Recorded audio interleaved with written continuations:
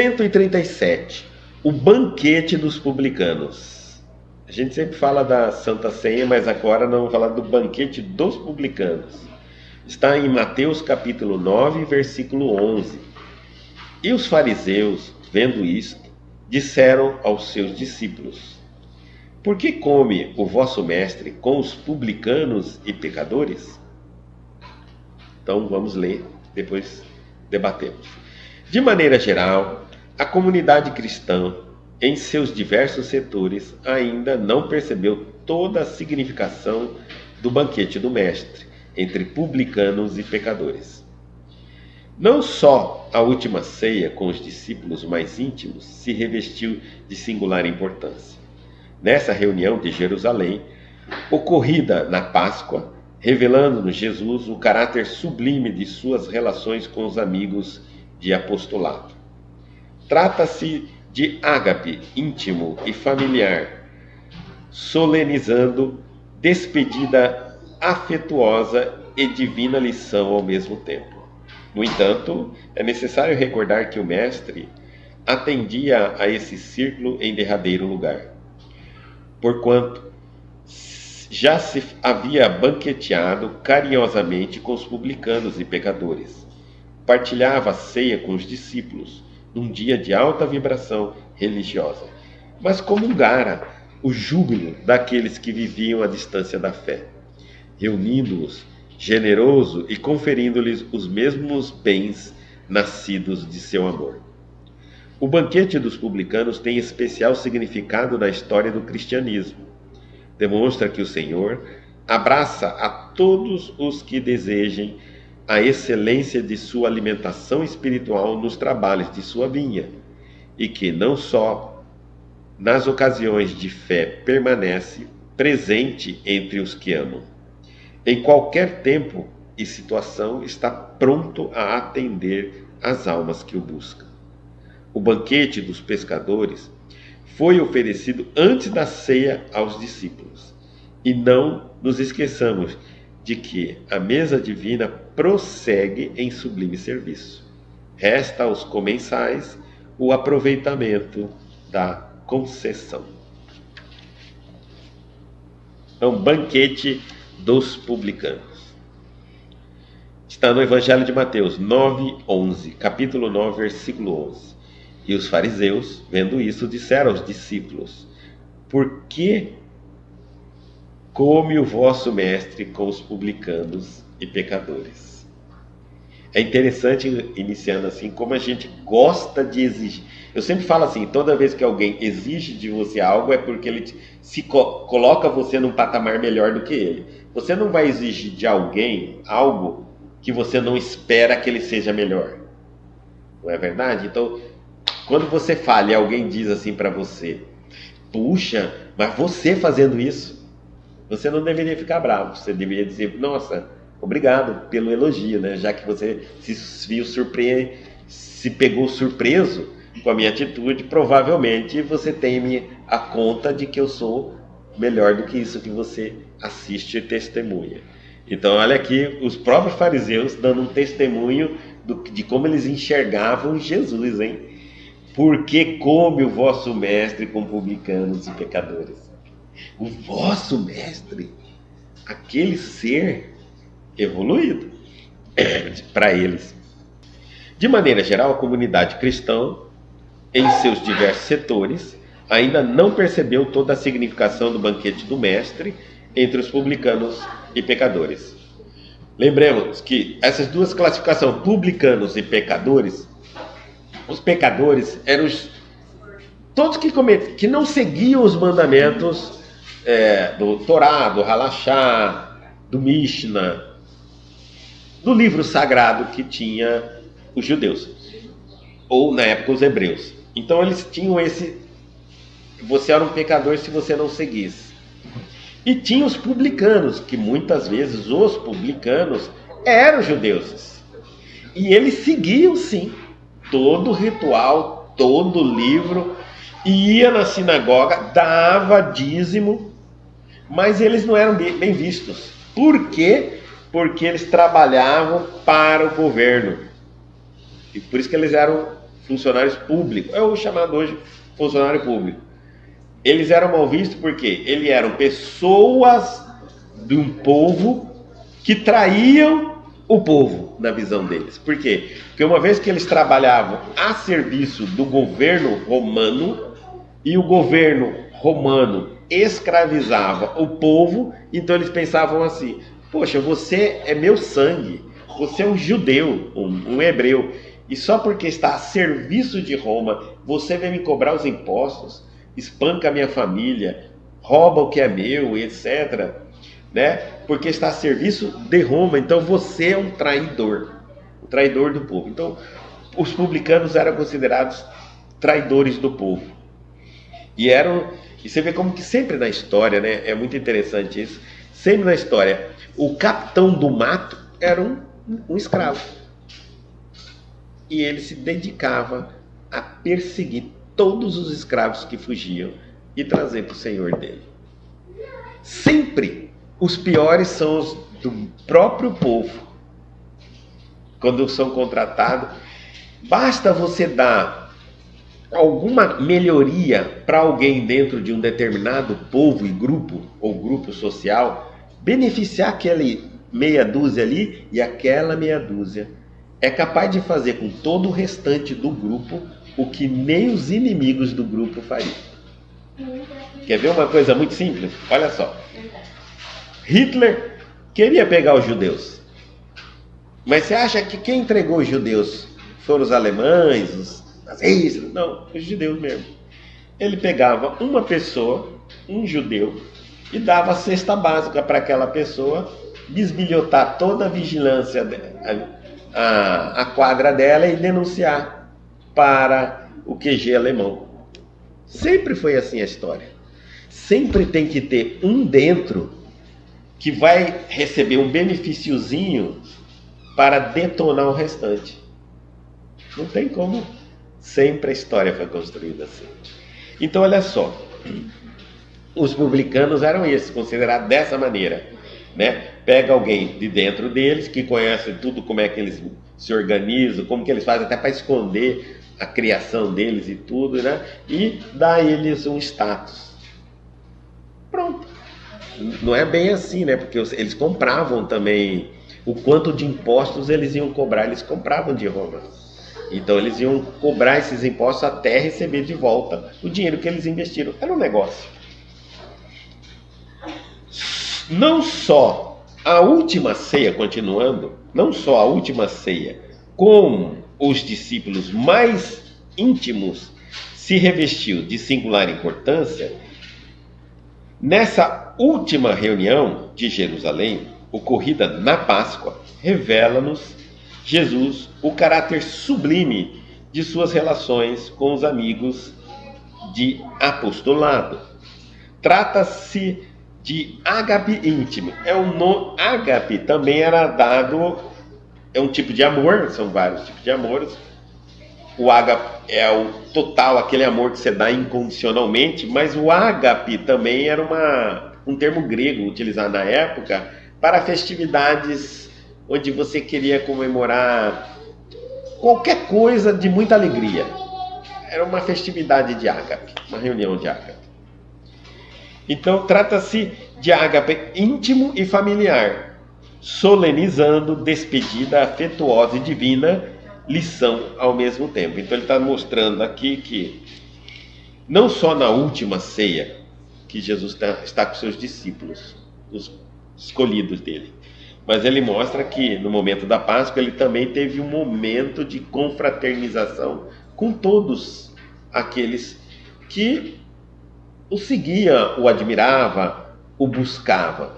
Não importa se era publicanos ou se era pecadores. Ele não se preocupava com isso.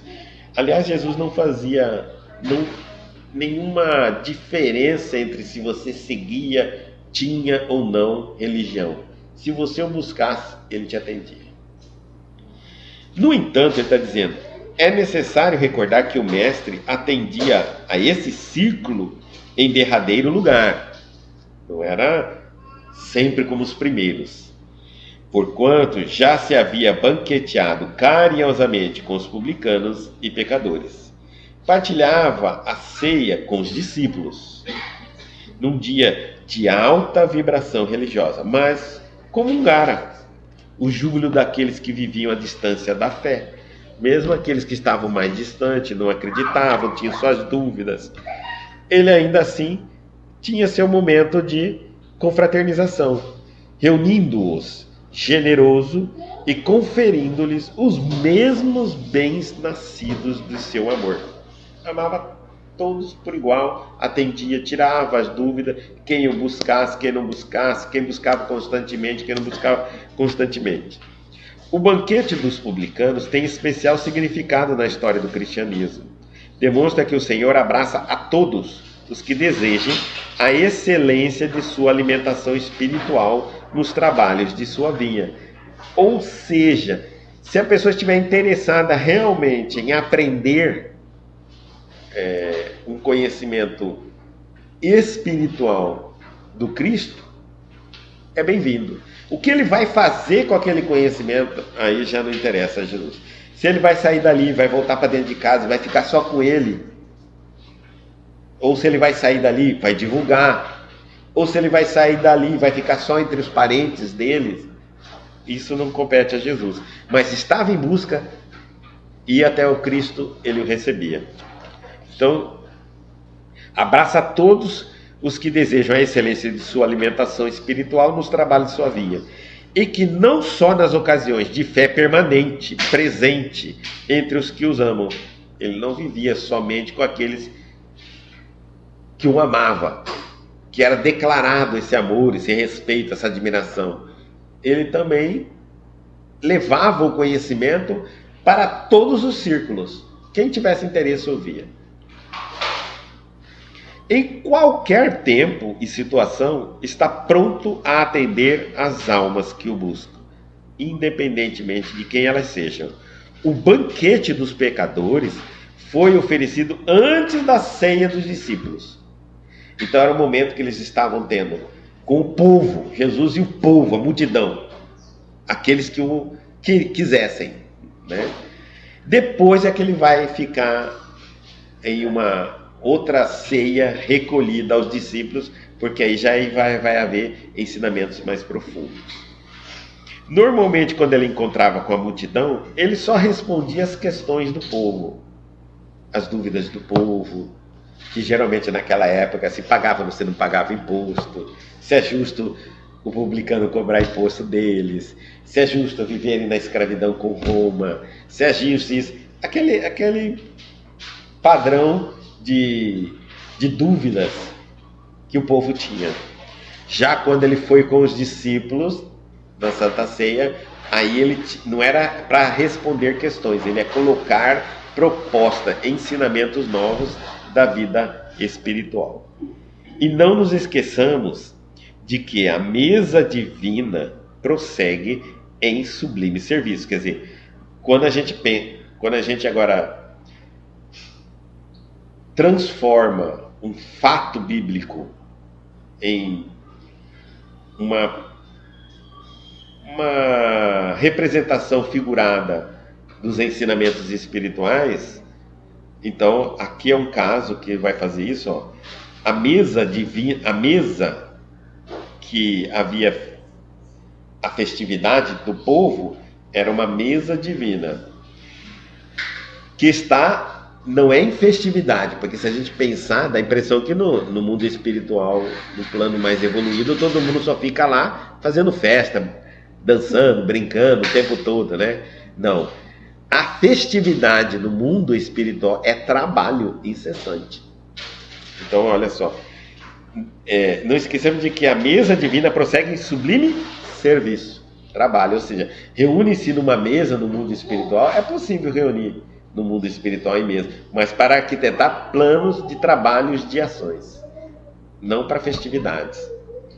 Resta aos comensais o aproveitamento da concessão, que, ou seja, foi dada uma concessão a todo mundo, foi chamado todo mundo numa festa espiritual.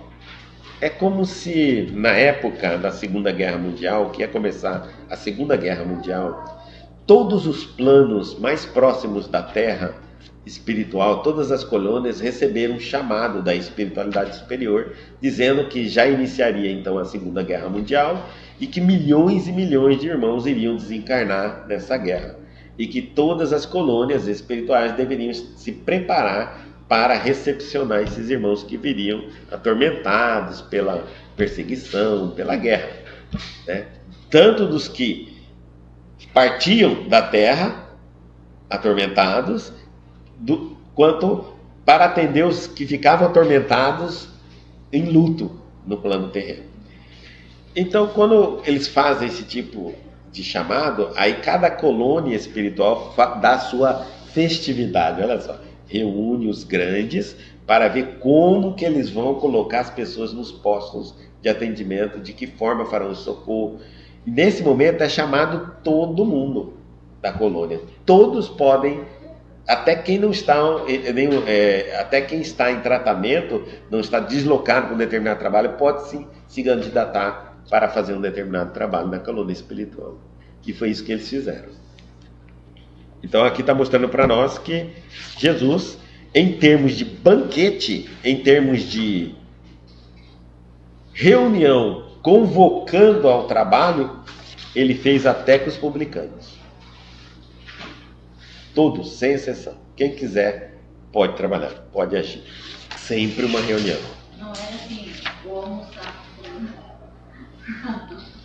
Inclusive a Santa Ceia, ela é uma reunião, mas mais uma palestra que ele dá para os discípulos, falando de muitas coisas ali que não são reveladas no Novo Testamento, mas são grandes verdades do mundo espiritual, mostrando também a cada um deles como viria a humanidade a se proceder a partir daquele instante.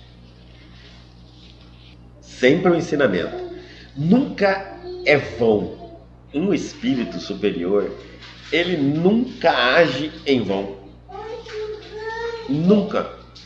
Todo contato com ele, todo diálogo com ele, todo momento que ele está ensinando alguma coisa. Até calado eles estão ensinando. Você observando eles agir, você está aprendendo com eles.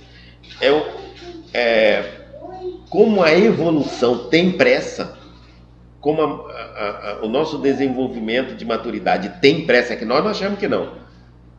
Né? Eu acho que não, eu penso que eu já tenho bastante maturidade, bastante evolução, mas quando nós estamos falando de espíritos, não, nós estamos muito atrasados, então nós temos pressa, temos muita pressa. Todo o tempo, todo o relacionamento dele, todo o convívio que ele tiver conosco, é sempre instrução em cima de instrução, aprimoramento. Caminhando com Cristo, aprendendo as lições, precisamos estudar, nossas mentes renovar, ceareiros do bem, trabalhemos com amor, estendendo a amizade, amparando nosso irmão.